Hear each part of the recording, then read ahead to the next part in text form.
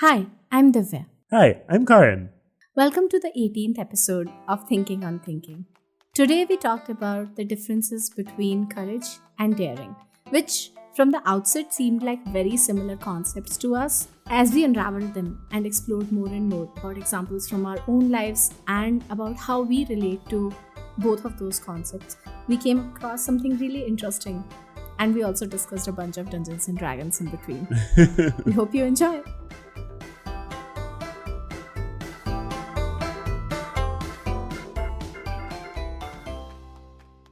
So when you think about courage versus daring, I think that there's a lot of underlying similarities. I think there's something interesting about how you're always applauded for being courageous, but you're not always applauded for being daring. And if I think about which aspect I might want to build into the company, right, I would want people to be courageous. I don't know how much I want them to be daring, or I don't even think we are that daring necessarily. A little bit. I think we're very courageous at times, and I'm glad that we are. So I think that there's obviously some distinction. If one of them feels like the kind of thing we want to build into the company, and I'm not sure if you necessarily agree with me, but and the other doesn't.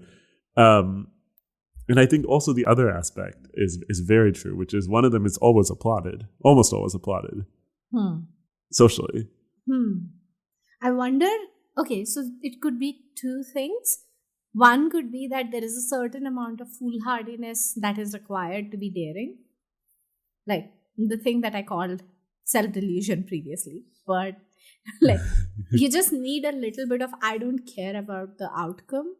And you give courage awards to the victors, not to the losers. That's interesting. Because I was just even thinking, if you think about like myths, and I think myths are really interesting because they kind of tell values, right? People are always courageous. The people who are winners are always courageous. The people who are daring sometimes are like the sly rogues who they're like neutral chaotic. Yeah. There's almost like this, with courage, there is like he was brave enough to do XYZ. And there is like he dared to do this, which doesn't always evoke a positive reaction. Okay, maybe the results are good this time. Courage seems aspirational, but daring doesn't seem as aspirational. I think you just helped me see it, right? I think it's in exactly what you did, which was you went to the etymology of daring, which is from dare. And I think that's what it is, right? It's when you're doing something that's socially not what you're supposed to do, that's daring. When you're doing something that is hard for you yourself to do, then that's courageous. Hard or scary, whatever makes it hard. Like there's a personal cost to courage and there's a societal cost to daring, that is where the idea of, this person is a little, even the words I was using previously, foolhardy. Like, yeah, this person doesn't care about the social consequences of their actions. They don't care about how people are going to see them, for the lack of a better term.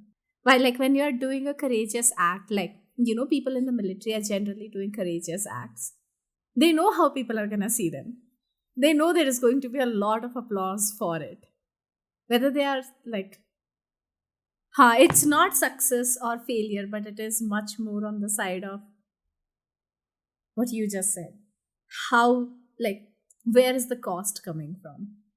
I don't know if you know that there's this research about like how if someone sees someone needing help, but it's a large group of people are less likely to help. So basically, the more people who observe like the person in need, the less likely it is that someone will call paramedics right? Because everyone will just assume it's someone else's problem, and it'll become like almost like people like us do things like this, and then it's like, oh, I'm like all these people who are passerbys. We don't stop because nobody is stopping. So there is an interesting research on that.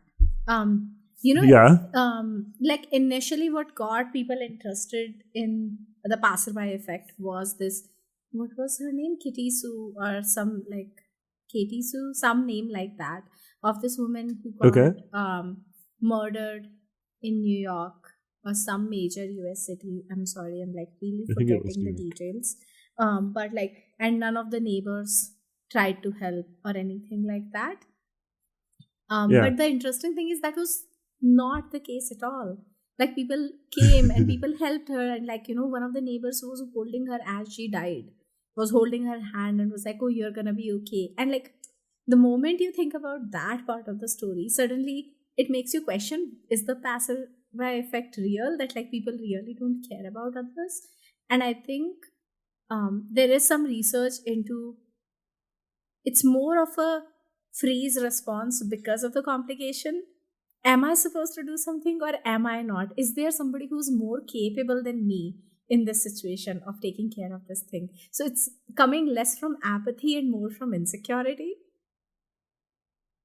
I'm like fully interesting. like, well, I was going to take it back to what we were talking about, right? Which is like, I feel like there's some element of daring needed because like the social convention at that moment is to not do something. But I think what you're saying is it's not a social convention. It's everyone basically is feeling their own ineptitude. Yeah. And feeling like someone else is more capable than me. It's one of those things where, like, how in airplanes they don't ask a generic question of like, can somebody help this person? They ask specifically who would be, like, is there a nurse practitioner? Is there a doctor on this flight? We have a patient. Do they say nurse practitioner? Is there a nurse or doctor? I don't think that I've ever heard like in. Yeah, I've only ever heard them say, is there a doctor on the plane? I haven't even heard them say doctors also. But I'm just saying, like, I've only heard it, in American flights, whatever, shows and whatever. But like, they don't really say generically, right? That, oh, can anybody help? But it's much more specific. Well, and because I'm sure it's a spectrum, right? Some people believe they can always help. Some people believe they can never help. So, right, like just for this particular scenario, right? But you want to signal in the right way that you're getting people on the right level of the expertise and aptitude, like chart. Very true. Or expertise/confidence chart, I guess, right? People who are confident in their expertise, but not people who are confident in their inexpertise. Okay, so I have a question. You said that we wouldn't want to build a company where people are daring, as overly much as daring. Before we had the understanding of like realization. Yeah. I don't know. Now I might have to retract that statement because now that I've thought about what it means to be daring, I think that is closer to what I want. Like, I think part of what prompted me to even see the distinction between those two is because there's something intriguing about these daring fellows. I also just finished watching a show called Shadow and Bone, I believe. I've heard the name. Yeah. Like, it's a book series, right? Yeah, it's a book series. It just has like very, I don't know, daring characters. Like it's very into that rogue sort of archetype. But archetype, thank you. So like lots of like people who are chaotic good, to use my earlier reference, right? So they're kind of self-interested, but in the long run, they're trying to do right for the world. And those kind of characters are always being daring. This is so interesting that you take the D&D example, because generally when you're playing Dungeons and Dragons, that's how the lawful, neutral, and chaotic spectrum is divided. Lawful is the person who abides by society's rules, and chaotic is a person who does not care about society's rules. And like them being good and neutral and bad, that chart is more about where is the intent coming from. So you can be lawful evil and you can be chaotic good. It's very interesting that in case of D&D, they have separated out the fact that how you relate to social conventions versus what your actions do to other people. Like the impact of your actions is separated out from the conventions, whether you follow them or you don't. Yeah, I think that's really interesting because when you think about the kind of roles that fall in, so like paladins are like these paragons of virtue, right? And they're always lawfully good. I think actually there could be evil ones, right? But they would still be lawfully evil, right?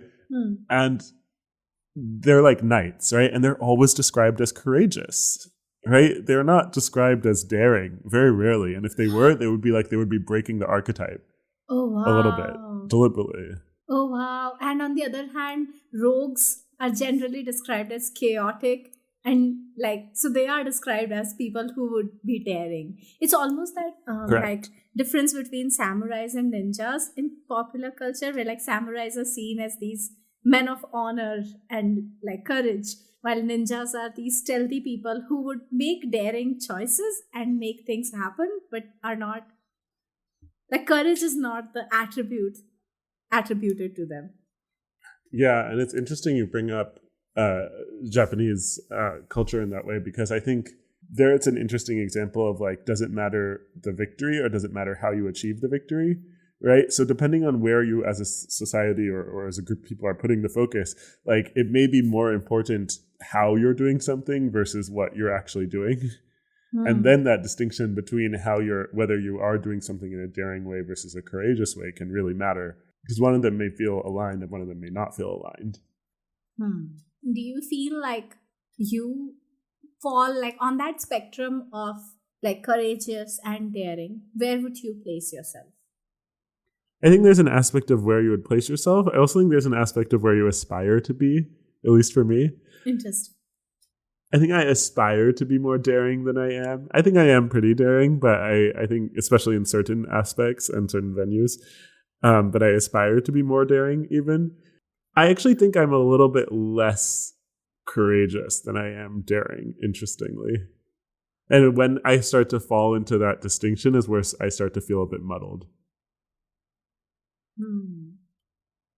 I was gonna ask which one of them feels aspirational more to you.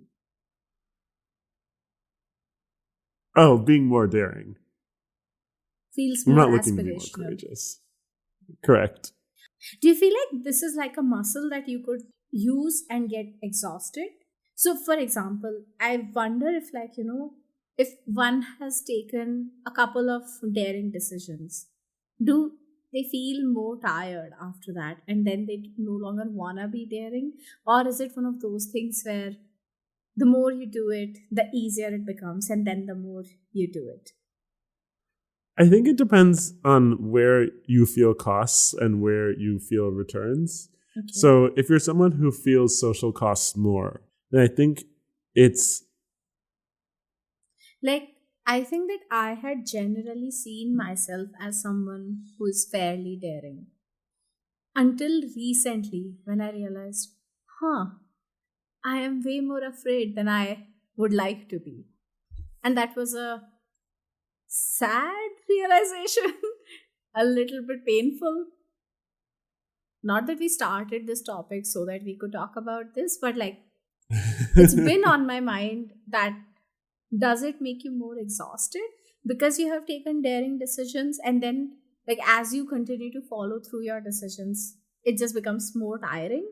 Or does it become, oh, I need to care less? Because I honestly feel like both of those things have happened to me, that I feel it easier and I feel it's harder. No, I don't know. I feel like courageous decisions feel much more exhausting to me than daring decisions. Because I think, for me at least, it feels like there's a certain degree of like tedium in being courageous that Hmm. I find just very exhausting. But in making daring decisions, I feel like there's a degree of like excitement, and I guess depending on your environment, there can also be like surprising feedback, like positive feedback. Hmm. Of course. Something that you and I have talked about is like that you've painted every place that you've stayed in. In some ways, that's pretty daring, right? Like, Is it? I think so. Like, it's not what you socially do. You don't start painting the walls of a place you don't own, especially with like art. I don't know. It's again though, that's where I was stuck into thinking for so long, because it depends a lot on what is true around you socially, right? Depending on your community, something may feel daring which would not be daring in a different community. So I'm also just like, as you said that, I realized certain things do not register as daring because it's just the natural thing that you do, and because you're not aware of, as in it's a daring action in terms of the fact that socially that's not the norm, but because you're not hyper aware of the norm and the norm is not being enforced, it doesn't feel loaded. But if there is a norm that is continuously trying to be imposed on you, then that feels a lot more exhausting. I think, again, that's a mark of the person. As in? Like, for example, my husband, you could give him an arduous task that he has to complete. Like, for example, he has to go to work every day. Yeah. And it's this 80-minute journey that he takes. And he does it in a way that he feels is faster, where he walks about, I would say, between, like, maybe about half a mile between two stops, right? And I think he's done it every day except for one. Now, some days it's really unpleasant. It rains, it snows, it's like really unpleasant, right? But he doesn't find that, he just keeps doing it, right? Like, he has this kind of, like, I don't know, fortitude, bravery in all sorts of inclement weather, right? Like, it doesn't bother him, and it doesn't even feel like, I don't think it drains him to make that choice every day. It's very much, he's made this choice and this is who he is. Like, he's made this choice, he feels no need to reassess that choice, and whatever he needs to do that choice, he will bring bear to muster. I would say that to me, there's some degree of courage in that choice. Yeah, that's a courageous choice. Because he's taking a lot of personal cost for making this choice. Whether it's on the effort side or it's on the, like, thinking side. Whereas I suspect, knowing him the way I do, that having to make a daring choice every day would be much more exhausting. Like, for example, if he was to think about a route every day, right, and try out different routes every day, that would be very exhausting. It's also not what one does, you know? But that's like, not no one tries necessarily daring either, right? Like, that just really sounds exhausting. I wouldn't find it exhausting. I would find it really entertaining. Like, I would try all the different choices, all because the different ones. Because you are very driven by novelty. But that's also very interesting, right? Because it's not like the cost is the only thing that you're thinking about. Like, is the cost on me, or is the cost that I'm doing something that's against society? Of course, that's one part. But, like, you could be getting multiple things out of a thing also. And maybe that does not feel as exhausting. No, I don't know. I think that there's a separate thing with daring things where I think, yes, there's a degree of anticipation. It's like, for example, when I wear, like, sometimes I will tend to wear, like, very just not typical kind of things, right? Like, I have a choker that I like to wear, and I anticipate that someone will often make a comment about it, right? Similarly, I have this, like, teal jacket that I love to wear, and, like, I know that when I'm wearing something like that people will often make a comment because it's just not typical for what men, particularly Indian men, will wear in New York City. So there's a degree of anticipation, which is kind of, I think, part of making daring choices. But I don't think the novelty has to be there. Like, I think there's enough intrinsic value in making a daring choice. And I think there's things that are, I don't want to say comorbidities, but tend to go with the kind of daring choice. And I would say anticipation is part of that. But here there's also another factor, right? When you're doing something rebellious, if you're a certain kind of person, there is something rewarding about doing something rebellious automatically. I think daring choices are rebellious. And every time somebody points it out, it could be grating, but it could also be reinforcing of the fact that there was something, like, different about what you did. So every time someone comes to you, when you're wearing your shiny pants or your choker or your teal jacket, you think, I know that this is not the thing that Indian men would wear in New York City. And, like, so there is a sort of reinforcement of your identity that you're like, yes, I am different. And, like, when somebody comes and points it out to you, it is reinforcing that. I'm not saying it's not daring, but I'm just saying there's another supportive sort of structure there. And, like, once you have made the choice that I'm going to be daring about this thing, it's almost like opposition feels like support. Does that make sense? It does. And maybe support is the wrong word. Maybe what I'm trying to say is, like, opposition feels like confirmation of your choice.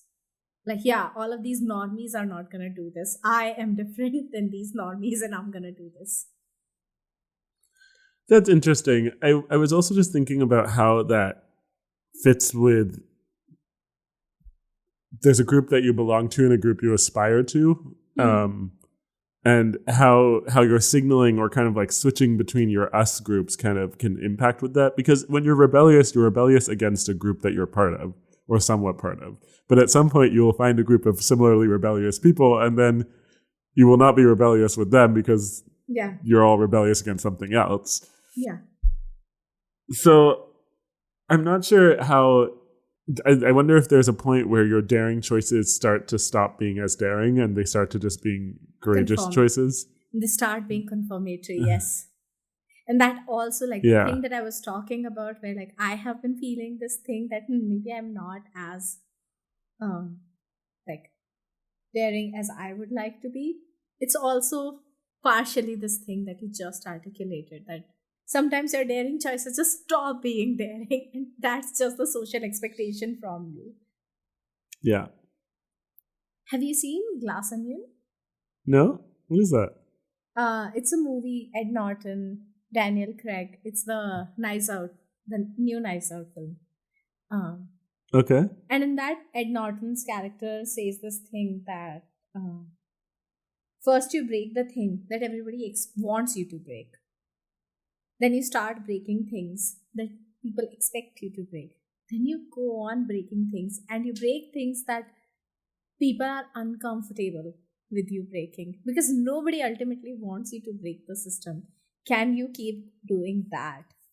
And while it's like, one of those startup founder thingies that people just say because it sounds fun, and like not necessarily isn't necessarily as deep as it is shown to be, but there was something about that, like that dialogue just came to my mind when you were talking about, at some point maybe the things that are daring stop being daring and they just become the courageous thing, like, you made a difficult choice, but there isn't a social cost associated with the difficulty of the choice. But then I don't know if, like you were saying a few minutes ago, is it necessary that you yourself perceive the choice as daring? Like, and maybe this is kind of a postulation to answer my own question, but when I was saying at the beginning of our conversation that I'm not sure about building a company that feels daring, well, at some point, even if we do build a company that feels daring, it'll stop feeling daring to the people in the company. Yeah. Because that will be the culture we've created, right? So I don't know but I don't know if it needs to necessarily feel daring all the time. I wonder if is it enough if it's feeling daring to the people you care about it feeling daring to, whether that's your audience, whether that's your constituents. That is so interesting. Yeah, that is so interesting. I think it's interesting because I think we realize that daring can only be true in relation to someone else's expectations. Yeah. Someone is looking at that and saying it's daring. Similar to being courageous too, right? Someone is looking at it saying being courageous. But I think you can look at it and say it was courageous. And it's harder for you to look at it and know, you can have an action and speculate pretty accurately whether it's going to be perceived as courageous. But I think it's harder for you yourself to have an action or undertake an action and perceive accurately whether or not it's going to be daring. Yeah. It's also very interesting because I started working when I was in third year of college, which is like not the norm in India. I also did sit for placements. Definitely not the norm when you go to a top college.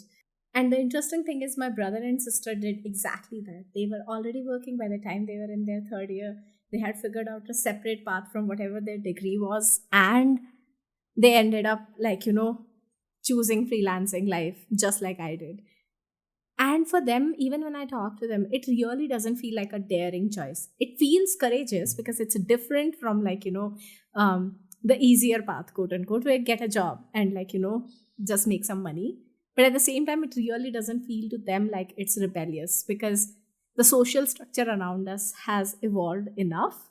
So, like, when you were saying that, even if you build a company which is daring, internally the people will not feel like it's daring because they are just doing the thing. And when I see my siblings, that's what's happening. Like, they are just doing the thing. They are doing what they want to do. And sometimes it's hard, and it might be harder in some ways, but there isn't a, oh, I am rebelling against the system kind of a feeling. While when I did it, I felt like I'm rebelling against the system. I am courageous to help us be daring. Or I'm daring to help us be courageous? More like? Well, because I feel like if you think about it from a company level, the company as a whole can be daring, But to the individual people in the company, they will just be courageous every day. You're breaking rules as a collective to ensure the safety of the collective, or like the integrity of the collective in some ways. Safety is maybe not the right word, but the integrity of the collective is not harmed because you are making daring choices outside of the collective. Correct. Huh. Cool. That was fun. Yeah, that was really quite fun. This might be like one of my favorite episodes in a while. I think we should do more of these exploring episodes. I think they're very interesting, where we kind of look at two concepts that are very similar and look at how they are different. I think that like the fact that you and I look at things differently but analytically lends itself very well to this exploration as well. Yeah. Cool. Awesome. Bye. Bye. Thanks for listening to this episode of Thinking on Thinking. Our theme music is by Steve Combs. If you found any of the topics we talked about interesting this week, we'd invite you to get in touch with us. We'd love to invite you on the podcast or just have a conversation about how these topics apply in your business and in the decisions and problems that you're struggling with. You can get in touch with us on our website, joyous.studio, or by reaching out to Divya or me, Kahran, directly.